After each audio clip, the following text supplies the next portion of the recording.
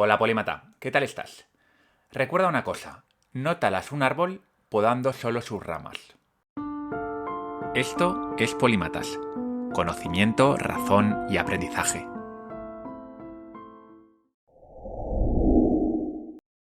Una idea es como un árbol. El tronco es el axioma, la idea principal. Las ramas son partes de esa idea, características e ideas secundarias que dependen de la tesis central. Si cortas el tronco, el árbol terminará muriendo, pero si podas las ramas, el árbol no muere. Incluso podría fortalecerse con nuevos brotes. Dije que el tronco es el que sostiene el árbol, pero las raíces son sus verdaderos cimientos. Las raíces son las creencias de las que arraigan las ideas. Para entender mejor esta analogía, veamos un par de ideas árbol y algunas de sus ramas. De las creencias me ocuparé más adelante. Empecemos hablando de feminismo. Sí, he cogido un tema poco polémico para empezar. El tronco del feminismo es el reclamo de la igualdad de derechos entre el hombre y la mujer. Y algunas de sus ramas son que existe una brecha laboral que debe cerrarse, que hombres y mujeres somos biológicamente iguales, salvo nuestros atributos físicos, que el capitalismo es un sistema de origen patriarcal, que hay un problema grave de violencia machista, que debería haber paridad en los puestos de alta responsabilidad. Y podríamos seguir con más ideas secundarias, pero creo que con estas nos vale. Bajo estos términos, los términos en los que he definido el feminismo inicialmente, no necesitas ser anticapitalista ni creer que hay un problema de brecha laboral de género para apoyar la idea feminista. Recuerda, las ramas no son imprescindibles.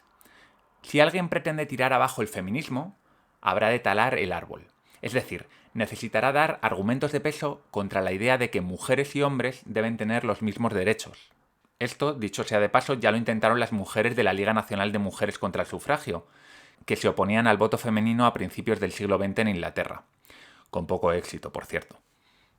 Sin embargo, cuando ciertos movimientos critican el feminismo actual, alegando que hombres y mujeres somos diferentes o que no debería existir una paridad en los puestos de poder, en realidad están intentando podar unas pocas ramas, no están intentando cortar el tronco. En esencia, todo Occidente en 2022 es feminista. El segundo ejemplo de idea árbol que quiero traer es el capitalismo. El tronco del capitalismo consiste en un sistema económico basado en medios de producción privados, donde el capital es el generador principal de riqueza, y que postula que los recursos deben ser asignados a través del mercado.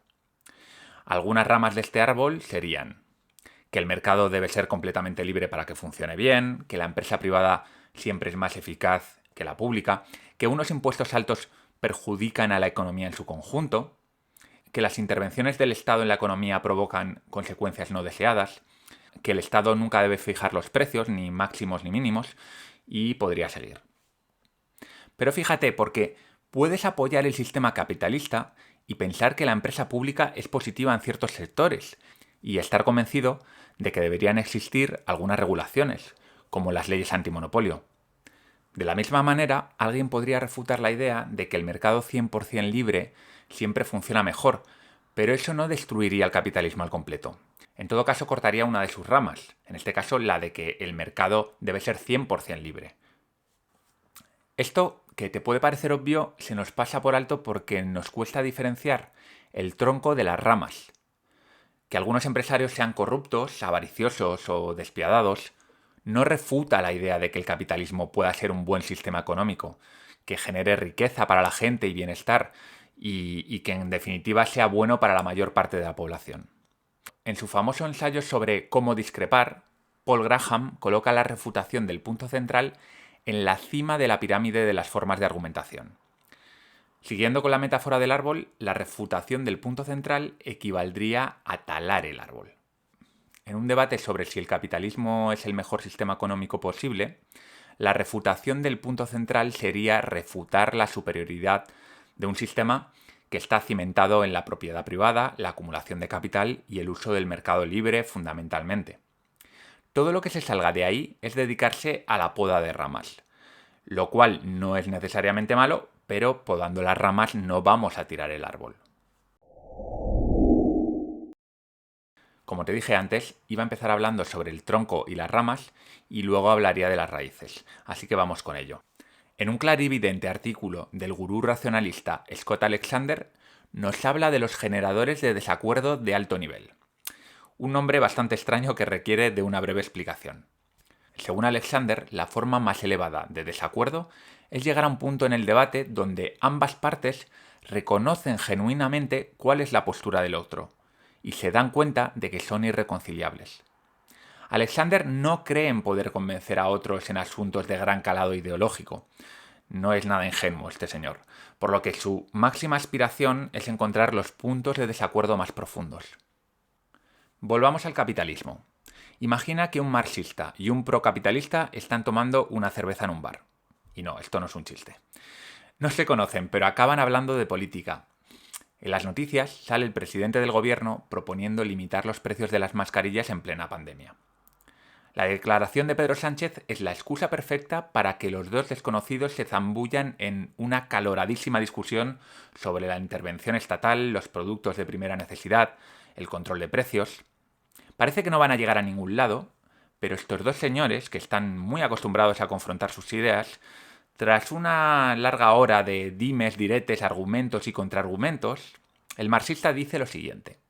Si no te estoy entendiendo mal, lo que piensas es que los medios de producción deben gestionarlos las empresas privadas porque tienes la firme creencia de que uno cuida más de lo que es suyo, y esto acaba siendo positivo para toda la sociedad. ¿No es así? A lo que el procapitalista le responde, así es, amigo, veo que me has escuchado atentamente. No lo había pensado con esas palabras, pero ahora que lo dices, lo veo. Y si yo no he entendido mal, tu postura es que es el Estado quien mejor puede gestionar los medios de producción, ya que sus miembros son elegidos por los ciudadanos y, por lo tanto, su gestión sería desinteresada, ¿no? Y cuidarán de los intereses de todos, no solo de los más ricos. El marxista le mira sorprendido, como si fuese el primer capitalista honesto que ha conocido en su vida. ¡Exacto!, le dice. El procapitalista paga la cuenta, tiene prisa, pero antes de salir le dice a su compañero de cervezas. Lo que dices suena lógico, pero aún así no termina de convencerme. Sin embargo, ahora entiendo mejor por qué defendéis el marxismo. ¡Hasta pronto! Esta escena, casi surrealista, es lo máximo a lo que aspira el racionalista Scott Alexander en un debate. Casi nunca vas a convencer al otro, pero puedes ahondar en las causas profundas del desacuerdo. Esas causas primarias se ocultan tras capas y capas de ideas simplonas y de eslóganes, y suelen asentarse en intuiciones, sensaciones, miedos y valores que tenemos muy arraigados. Siguiendo con la metáfora, podríamos decir que estas causas, normalmente vagas y poco definidas, son las raíces del árbol. Las raíces están bajo tierra y no se ven, pero sustentan todo el árbol. Si decíamos que el tronco es la idea central, las raíces son las creencias que están detrás de la idea. En su ensayo Ideas y creencias, el filósofo Ortega y Gasset dice lo siguiente. Precisamente porque son creencias radicalísimas, se confunden para nosotros con la realidad misma. Son nuestro mundo y nuestro ser. Pierden, por tanto, el carácter de ideas, de pensamientos nuestros que podían muy bien no habérsenos ocurrido. Si te fijas bien, la mayor parte del tiempo discutimos acaloradamente por ideas secundarias o terciarias, lo que podríamos decir que son las ramas y los brotes del árbol. Aquellas que son más visibles, más recientes, que están mejor definidas.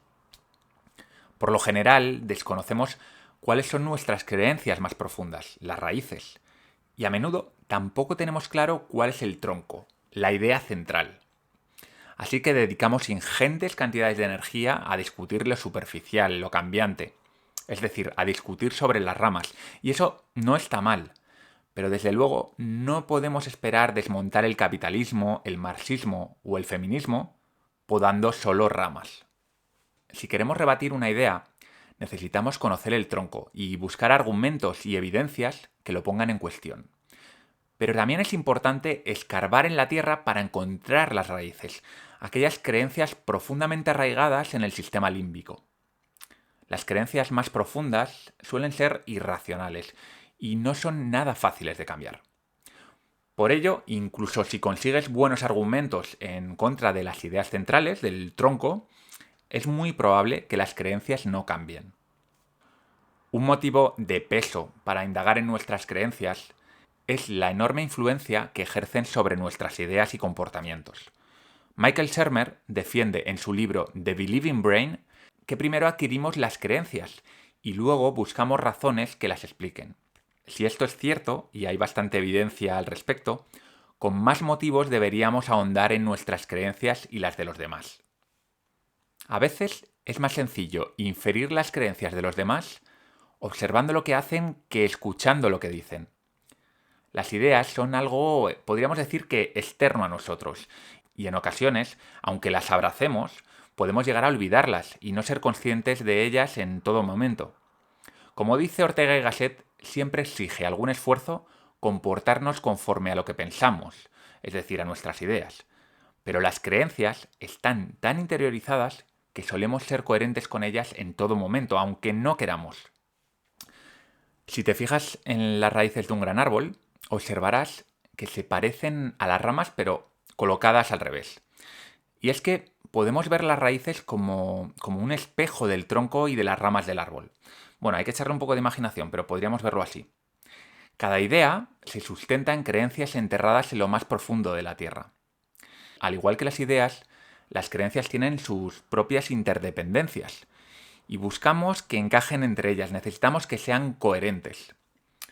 Una persona que ha construido una red de creencias coherente durante toda su vida se va a resistir muchísimo a cambiarlas. Sobre todo aquellas creencias que están próximas a la raíz central, ya que cortar una sola de esas raíces llevaría a la muerte a todas las raíces más pequeñas que dependen de ella.